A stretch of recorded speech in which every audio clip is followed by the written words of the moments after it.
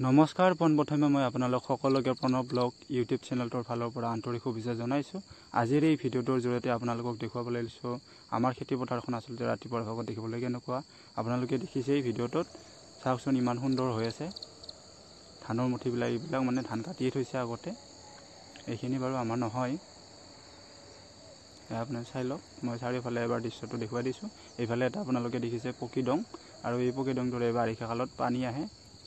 এয়া চাই লওক ডঙৰ ওচৰত থকা ধানবিলাক কিমান ভাল হৈছে। আৰু সেইফালে পশ্চিম চাইডে আছে আপোনাৰ ডিমালী নদী। এয়া চাই লওক চাৰিওফালৰ দৃশ্যটো মই এবাৰ আপোনালোকক ভালদৰে দেখুৱাই দিছোঁ। ইমান ধুনীয়া। আৰু এইবাৰ মই আপোনালোকক দেখুৱাইছোঁ দুপৰীয়াৰ ভাগত আমাৰ খেতি পথাৰখন। আচলতে আমাৰ খেতি পথাৰৰ ওচৰত থকা মাটিখিনি মানে ধান কাটি লৈ গৈছে, কিন্তু আমাৰখিনি বাকী আছিলে, ভালকৈ পকা নাছিল, সেইকাৰণে আমি 2 দিন দেৰিকৈ কাটিছোঁ। আৰু এইবিলাক দেখি থকা মুঠিবিলাক আমাৰে হয়। আৰু ছাতিখন যে দেখিছে সেইখন আমি জিৰাবলৈ লৈ আহিছোঁ।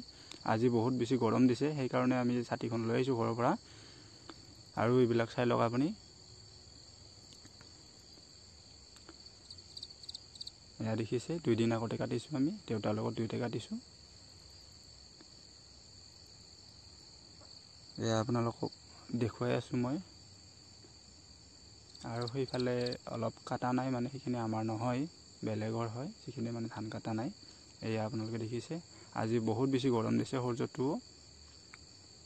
সেইকাৰণে মই ভাবিছোঁ ওচৰতে থকা এখন মানে আগতে মানুহ আছিলে আৰু বাগান এখনত মানে তাতে যাম। আৰু এডাল ডাঙৰ প্ৰকাণ্ড ডাঙৰ এডাল আম গছ আছে, তাতে গৈ জিৰণি লোৱাৰ মানে পৰিকল্পনা কৰিছোঁ। আৰু আজি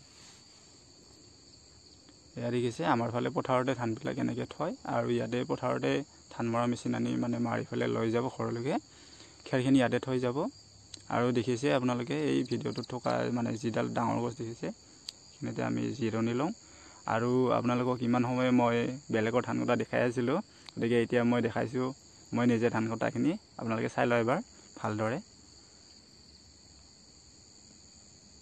মই পাৰিছোঁ নে নাজানো, চেষ্টা কৰিছোঁ। মোৰ দেউতাই যিহেতুকে আগৰ পৰা খেতি কৰে, আৰু খেতি কৰা মই বহুত সৰুৰ পৰাই দেখি আহিছোঁ, সেইকাৰণে ময়ো চেষ্টা কৰিছোঁ ধান কাটিবলৈ। আপোনালোকে নিশ্চয় ভিডিঅ'টোত দেখিছেই, মই কিমান পাৰিছোঁ আপোনালোকে গম পাব নিশ্চয়।